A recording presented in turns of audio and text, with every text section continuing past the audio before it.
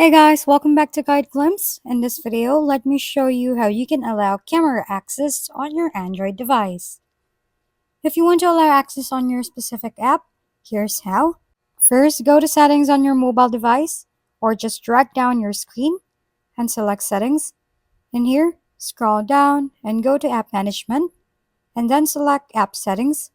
Now, just select the apps you want to allow camera access. For example, let's use Chrome app. Just click the app and go to Permissions. In this area, you may allow access to other functions, but you only need camera, so click on that. Next, just click Allow button to allow camera access in your Chrome app. Once again, thank you for watching. This has been Guide Glimpse.